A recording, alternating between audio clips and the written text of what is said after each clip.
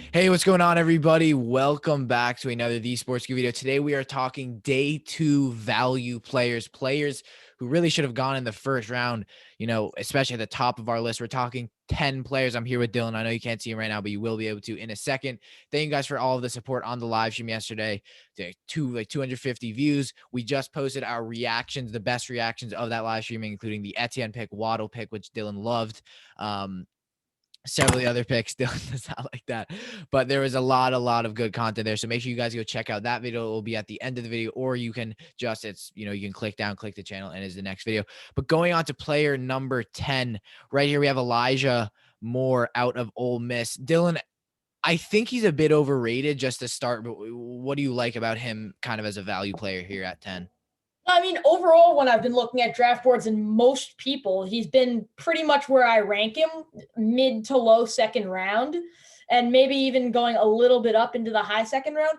But Mel Kiper was just like he really liked him. He was always like 15 on his board, then 5 on his board. And I didn't really understand it. So Elijah Moore, don't get confused. You weren't wrong on your analysis. I think everyone is thinking the same thing. Elijah Moore is about the 10th best prospect still open right now. He's a good player, a good slot runner.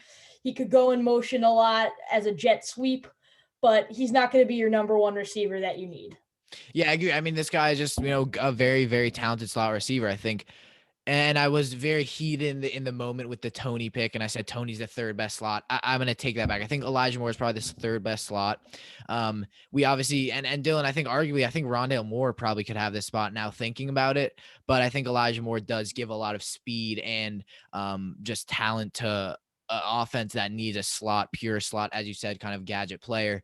But let's move on to the next player here, where we have Javonte Williams. I'm going to take the lead on this one. I love this guy. You guys know I have this guy as my running back one. I think this guy is going to be the most underrated back, or the most value back in terms of where he's picked in the draft. This guy is just so talented. I mean, I think the Dolphins would really be smart to take him in the second round. I think he is the next Marshawn Lynch. This guy cannot be tackled in a division that has some very, very talented tacklers.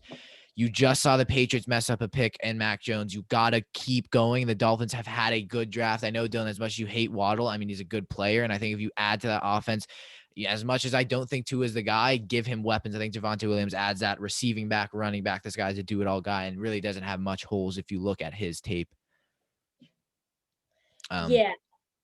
I agree that Javonte Williams would be a great pick for the Miami Dolphins, but everything else about the Miami Dolphins you said in that statement was wrong. Jalen Waddle, good player, not the right pick. I've softened up a bit to it because I did a little bit more research after we drafted him, and he is a good player. But that's not the point here. Right. Javonte Williams, him and Michael Carter were split backs last year, and I think Javonte Williams is going to be a very, very good player in the NFL, while I think Michael Carter will only be a backup for whatever team he gets drafted to. Javonte Williams, he's on this ranking list because we feel like he can't be tackled. It's just as simple as that. He's not faster than everyone else. He's not more elusive than anyone else. He just can't be tackled. And I'm sure it'll change in the NFL. He will be able to be tackled. But right now, he could play in an NFL game, in my opinion, and I could definitely see him rushing for over 150 yards. Yeah. All right, move on to number 8, Dylan. You put this guy down, and arguably we do have this guy low. Christian Barmore, defensive tackle out of Alabama, someone who really on our board, I believe, had him at, I think, first round value. I think this guy really is talented and arguably could be the first pick of the second round with the Jacksonville Jaguars. But Dylan, what do you like about Christian Barmore? I like that he's the best player in his position. Mm-hmm. But other than that, I don't see any reason that he should be taken unless it's a very, very strong positional need other than the guys that are still on the board. I mean, in my opinion, if everything went the right way, he would have been taken in the first round. But there were some weird picks in the first round, like what the Saints did. Yeah. I'd like to just shout out myself for saying that Eric Stokes is the 28 prospect on my big board, and he went 28 overall. Yeah. There we go. That's also a weird pick. Jason Owe, I like him, but it's still a weird pick. And Leatherwood, weird pick. But other than that, I mean, Christian Barmore is a great player coming out of Alabama. It means you got some kind of pedigree coming into the league. And I don't think there's much of a chance of him being a bust, but I just don't see the high-end potential that a lot of people see out of him. That's why I have him so low here. Yeah, and why I really like him is obviously I'm a Giants fan, so I have experience with Alabama defensive tackles. I think this guy is just really talented. He's a good run stuffer, actually probably better at getting to the passer. I think would fit in a 3-down front, which I guess we don't see a lot of in this second round, so that might be why he slips a little bit. But I think this guy's really talented. I mean, you put him in that 3-4, I think he can. I think size is a bit of an issue if you were to play as that, pure defensive nose tackle in a 4-3 front. But I think this guy's still really talented, and I think he's probably a top 10, top 5 pick in this second round. But if we move on here to number 7, this guy I really like, and this guy I think could be, again, the most underrated value pick in his position, like Javonte Williams. It's Nick Bolton out of Missouri. As I said, I mean, this guy is just a leader on the field, and as much as I know Micah Parsons is great, I know who we have higher at Jeremiah Koromoa, but Nick Bolton's just really as talented and just a leader. I mean, this guy's incredible tackler. This guy's probably the best linebacker tackler. Oh, that was hard to say in this draft class. I know there's been a lot, but this guy is just it's as good as tackling as you will see. I mean, this guy wraps up really well in the open field, which is impressive. And I think a lot of teams that need that open field captain linebacker, I think this guy is just going to be a really, really talented player in the second round. I feel like this guy's going to be the Anton Winfield type pick on the defense, who's just going to go in and make an immediate impact. Yeah, honestly, before I think 4 days ago, I didn't have this guy going second round, but I looked at a little bit of tape because I saw the Dolphins might take him with their 50, and this guy's fast. Yeah. He's really, really fast. He's really good at open field tackling. He's what you see from the other linebackers like Parsons, you see out of Zaven Collins, who I think Bolton's better than Zaven Collins, by the way. 100%. I don't really rate Zaven Collins. Koromoa, they're all bigger, but Nick Bolton is really fast. He's really strong and he's really athletic.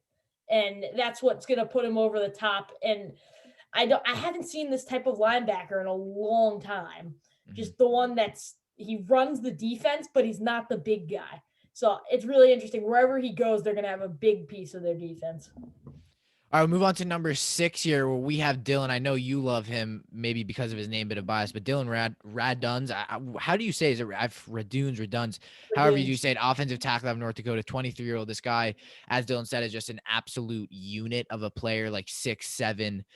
This guy just is an incredible run blocker for North Dakota, was the best offensive lineman, protecting Trey Lance. He saw his teammate go number 3 overall to the 49ers. I think this guy really could be a value pick for I mean, who knows? Maybe he goes first. The Jaguars, I think the Jets maybe go tackle. Maybe the Dolphins get him. I think this guy just, what I really like, and I think this guy provides a lot of value because there's a lot of teams, and I think tackles, as I said, Dylan, are going to start flying off the board in the second round. Eichenberg, Raduns, all those Forsyth. I think they're all going to be going off really fast. Cosme.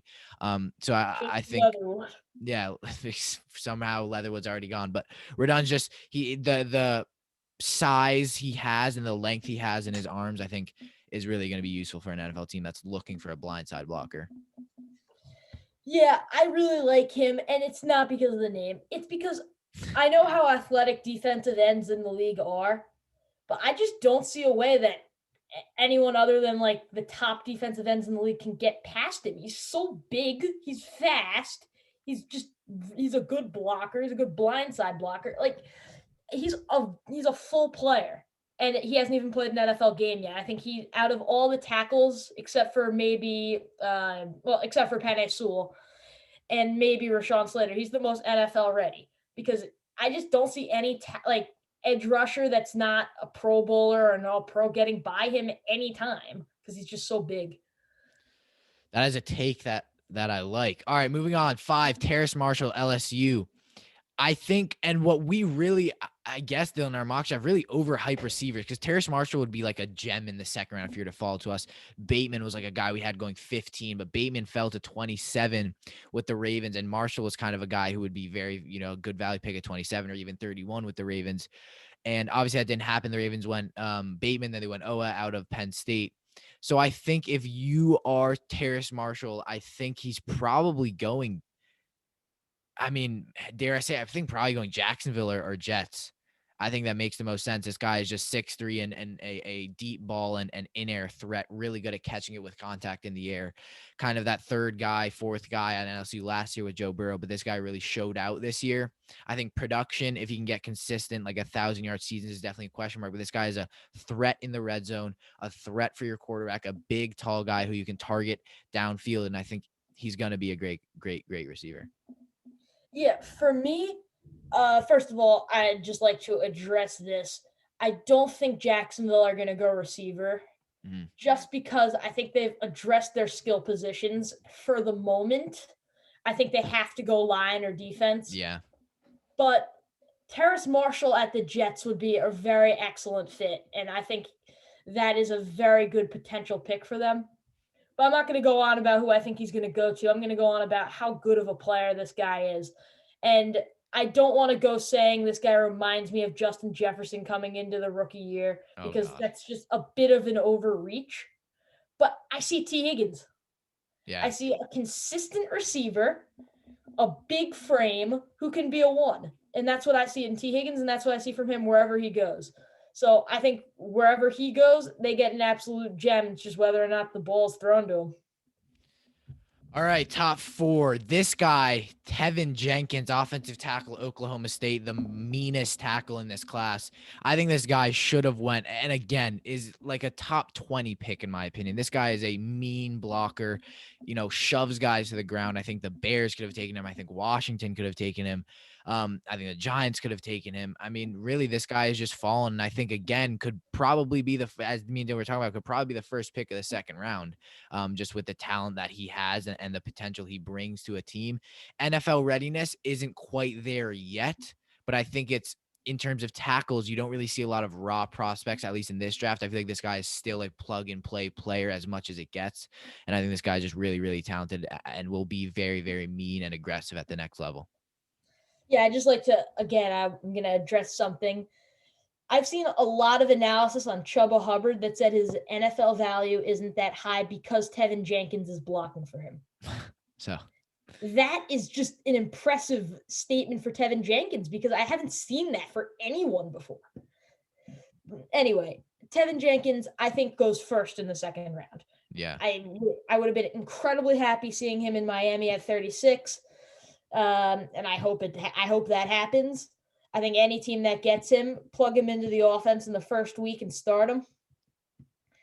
But the reason we don't have him higher on this board is because there are just players that were passed on. Most times, if he was on the board in the second round, he's the top player. But this year, teams like Vegas decided to take Alex Leatherwood, and teams like the New Orleans Saints decided to take Peyton Turner. So, yeah. All right, move on. Top 3. Aziz Ojulari, edge, Georgia. This guy just gives me big, bendy defensive lineman who can get to the quarterback. Really, big frame, big bodied player. Someone who can play is versatile, can play as a 3-4 outside linebacker, and can play as a 4-3 edge. And I think, again, top 10 pick in this draft. And I think he should have probably gone ahead of not Davion Nixon. Who is the player who went Washington, who went to the Saints? I forgot his name. Peyton Turner, right? He should have went there. I think he should have went ahead of Jason Owa. I think this guy's really talented. And I think this guy best fit. I know we said Terrace Marshall. I think this guy's probably best fit for the Jets because I know that they're gonna want to get an edge rusher because we know what they're bringing from San Francisco. I know Saleh's going to want a dominant edge rusher, and I think Ojulari can progress into that. I don't think the Jets are going to go edge in this round just because I think there's a player in particular that they're going to take, and we'll get to him. But I think Ojulari might be the best player left in terms of skill. I think the way he plays football, I mean, other than Owusu Karabal, come on. But Ojulari, the way he plays football, I think out of the edge rushers, he's my 2. And for a long time, I was going Rousseau, Kwity Paye, Jalen Phillips, then him, and then it was him after Jason Owe. And now I just don't see what it was. I think I didn't want to pronounce his name in my mock drafts. And I think Ojulari, wherever he goes, in all seriousness, is probably going to be, again, plug into the starting lineup. And you don't see that in a lot of second round drafts. And this year, you see all these 10 guys. Look, maybe even like we were talking about 15. we were talking Yeah. about a few other guys before. You could plug them into your defense or offense and start them in week 1. And it's a really good draft class. And Ojulari examines or emphasizes that. Mm-hmm. All right, move on. Now, this guy who I think he could fall, Dylan, and I want to tell you why. I think Trayvon Murry is really talented. People have him as like top 20 player on their draft boards. I believe we had him around there. I think we had him like 18 or something, Yeah, maybe 20s. I had But him this pretty guy high. is just a ball hawking safety. Just knows where the ball is and gets interceptions. Good in coverage, good in zone, and what I think would fit. I mean, I think he could be the first pick in the second round to Jacksonville. As you said, I think they'll go offensive line. But then I think after that, the Jets probably wouldn't take him because I think they're fine with having Marcus May as their main guy. They have a lot of holes in that defense, so I don't think they would go to add a second guy. And then after that, Miami probably wouldn't get him as just their secondary is just filled with players. So I could see him falling to the No, Jacksonville's I think next Miami pick. could be a real possibility. They're Yeah. Eric Rowe and Bobby McCain are their safeties.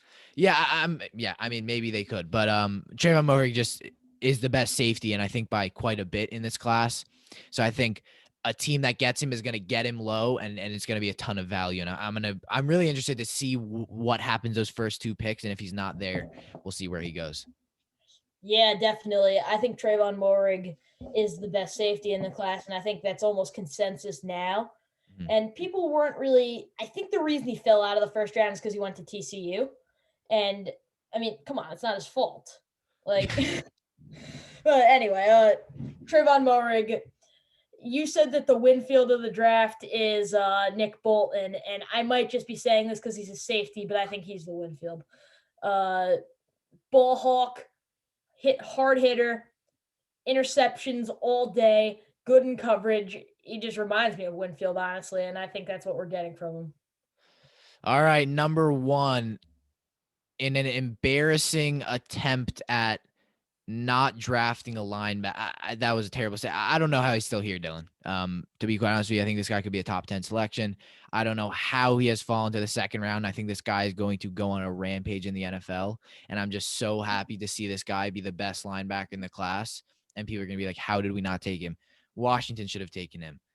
The Bucks, I think, would have been I don't, again, it wasn't a The need, Bucks obviously, did but not do that. Peyton, I think Cormo is just a phenomenal athlete. He is a great in Mike, great in Will. Just a Mike linebacker, Will linebacker is one of the best coverage guys we've seen at the linebacker position in a while. And I think if you're just looking at coverage, Cormo is so much ahead of the next 2, which are, Parsons, Zaven Collins, Nick Bolton, Caleb McGrone, all of those other, kind of tier 2 linebackers in terms of coverage. This guy is just one of the hardest hitters I've ever seen. This guy is a good tackler. You can put him as the only linebacker, which what Notre Dame did a lot. He can play outside the hashes, inside the hashes.